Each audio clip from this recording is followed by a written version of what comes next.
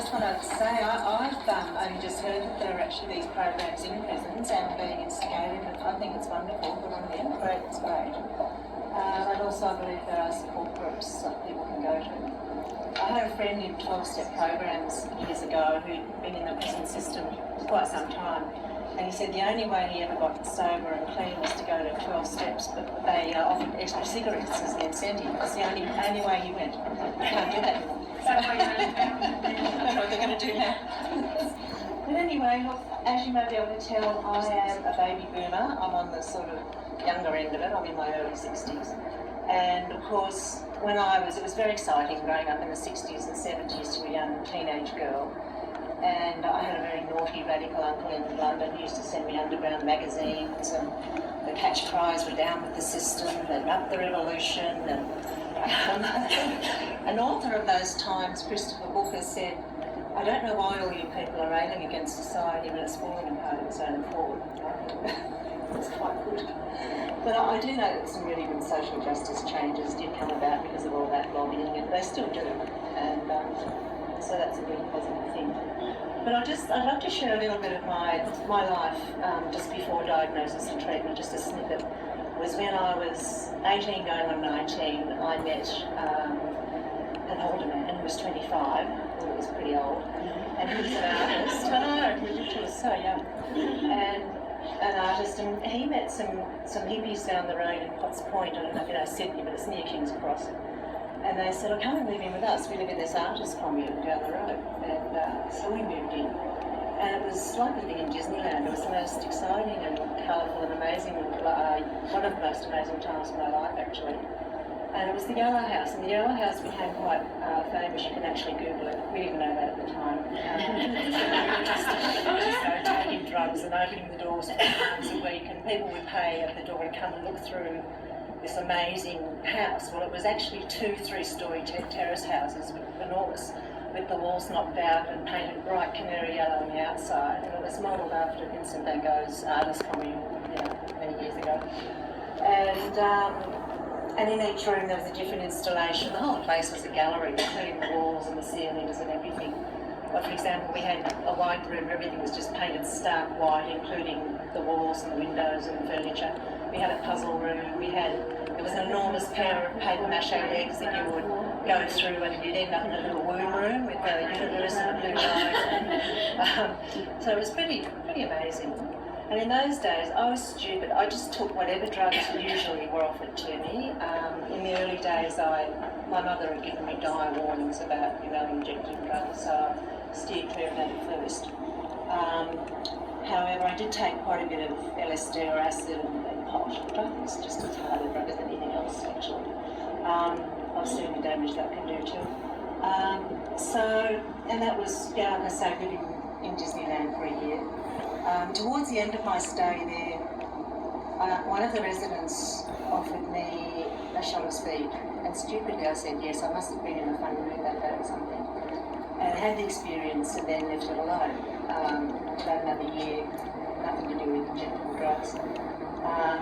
And the come down from speed is terrible. You get stomach cramps and feel horrible, but you don't eat or drink, so you're just high as a kite. But when I was probably 19 going on 20, I said yes to injecting heroin. Someone gave me a shot. Loved it straight away. Felt comfortable in my skin, which I never had. I was always very shy and introverted as a teenager, funnily enough, because I'm amazed I'm able to do this now, but I used to go to parties and just drink myself into oblivion so I didn't have to talk to people, and I felt fantastic. I could talk to people, life was wonderful, and of course we did get talked straight away on some occasions, and it was very, it was pretty pure in those days anyway, the stuff that we had. So I cultivated a habit for the next few years with another boyfriend, that's the other one, and ended up in a psych ward when I was 24, withdrawing from heroin and having, I think it was an acid flashback or a drug flashback. It mimicked schizophrenia. They told me I was schizophrenic and I'm not. I've never had an episode like that. I have had 2 other speed psychoses down the track, but they were different. They went away on some occasions, and it was very, it was pretty pure in those days anyway, the stuff that we had. So I cultivated a habit for the next few years with another good friend, that's the other one, and ended up in a psych ward when I was 24, withdrawing from heroin and having, I think it was an acid flashback or a drug flashback. It mimicked schizophrenia. They told me I was schizophrenic and I'm not. I've never had an episode like that. I have had 2 other speed psychoses down the track, but they were different. And that's another long story. But it was years before I was diagnosed. I was diagnosed in the mid-90s with Hep C, some kind of routine blood test. And by that stage, I'd had a baby in 84. Got married, had a baby. Marriage didn't last that long. But amazingly, I had the strength. I think it's when you're pregnant, sometimes you get this incredible strength, protective thing or something. I didn't take any drugs or alcohol or anything during my pregnancy or breastfeeding. But as soon as I stopped breastfeeding, I was down hard drinking as after oblivion again and smoking lots of pot. And I think I relapsed with heroin a couple of times during that time because I was very stressed. The marriage wasn't going well, and I nearly died one night. I had to call an ambulance, so it can get pretty ugly. So anyhow, diagnosed, I think it was the mid-90s. I may not remember that much. But, so I refused treatment at the time. I think they were offering interferon and ribavirin. I think it was interferon they were trialling it, and it was experimental in it, I think, for Hep C. And I said no, because my mother had also told me these horror stories about thalidomide and the damage that had done with the deformities to babies, and she'd said no to that. Thank heavens. So I just said no thanks. I got a shock when I was diagnosed, but then I just went straight back into denial and left it for a few years. I mean, in a way, it is good because it wouldn't have really helped, as I found out later. I kind of recovered from Hep C the hard way, and hopefully it's not going to be like that in the future for other people. I am glad I did it, and I'm kind of proud of myself for hanging in there because it was quite grueling. I had 2 years of treatment, not consecutively. But what happened was I was living in a yoga ashram, and I'd had 5 years of living in ashrams, and that was kind of like, as well as being a spiritual path, it was my rehab as well, and a healthy lifestyle, and they keep you busy. You spend all day cleaning, cooking, and teaching, and things like that. And up at 4:30, if somebody may know what that's like. So it was 2011, I think, and I was just, as they say, sick and tired of being sick and tired. My main presenting symptoms with Hep C were tiredness, constant exhaustion and depression. Withdrew into myself again, especially with being in the ashram. But I was clean, and that was good. 12-step programs would be wonderful there too.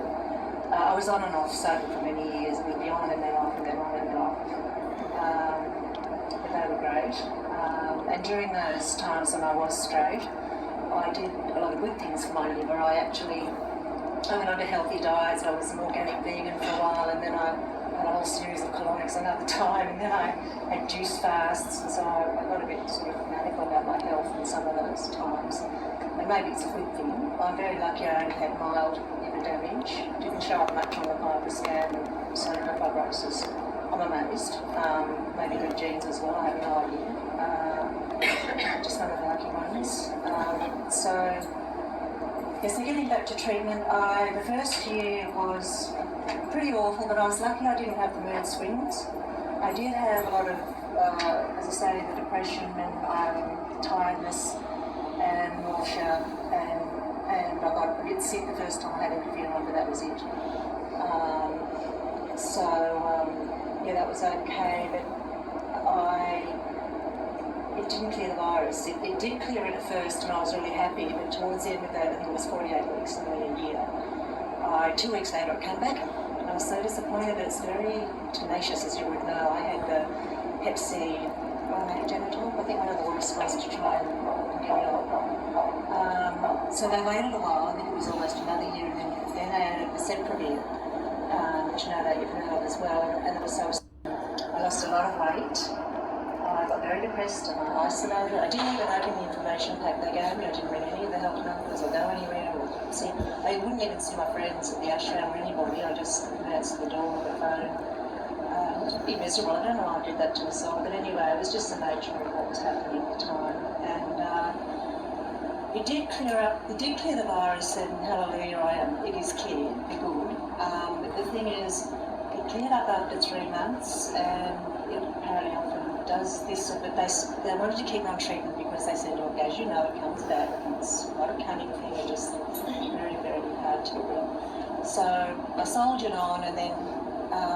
About after 8 months of the second round treatment, the triple treatment, I had to have a blood transfusion because my blood count was so low and I was sort of getting dizzy and feeling like I was going to faint all over the place every time I went into a shop or, of course, I was very weak as well. I couldn't hardly carry any shopping bags. I was very, very weak. And I put that down to the drugs. They're quite toxic, the ones I took. And they weaken your system. So even though I was going to the gym, that was about the only thing I did that was vaguely positive. I wasn't getting anywhere because the drugs, the meds were counteracting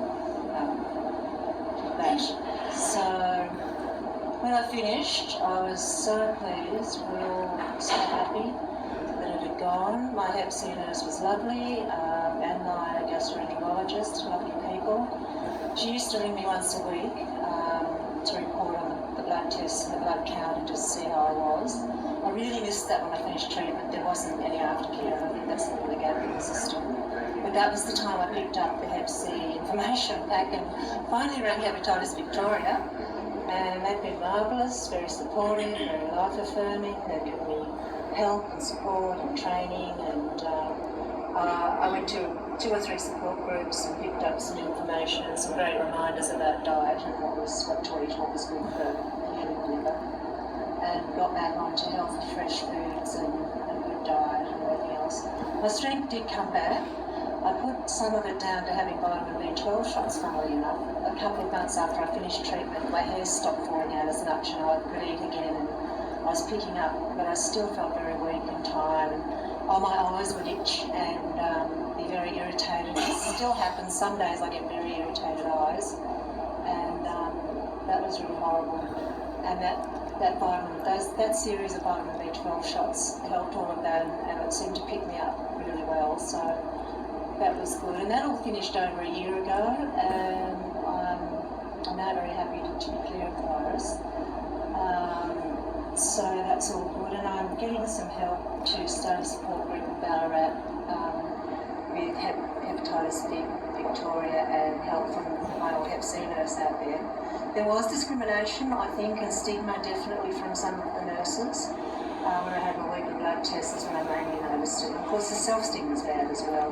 I'm sort of getting over that now. But I try sometimes and make a weak joke about my wild past or something, not that it was any of their business. And I'd get the poker face, the cold shoulder, pretend we haven't heard you, which happens in the medical profession sometimes. So hopefully doing this will help, and hopefully they're incorporating, I don't know if they do incorporate communication skills into nursing or medical professionals training. I'm sure they must. To generate some kind of understanding and acceptance of diversity amongst people, how different we all are and how different our histories are, and to try not to judge people for that, because it's very hard, because the mind by nature is critical. Hopefully that will help. So yes, the support group in Ballarat, and that will hopefully kick off next year, early next year. I really want to try and reach across all kind of demographics, like from baby boomers to kids, or teenagers or young people. I went to an NA meeting a few months ago in Ballarat, and it was all, except for me and another woman, it was all young men, all struggling with ice. So, as you know, it's a major epidemic as well. It's pretty bad. So that's about it. I'd like to finish on this quote from Margaret Mead. Never doubt that a small group of thoughtful, committed citizens can change the world. It's the only thing that ever has. And all I know is that I can't, but we can. So thank you.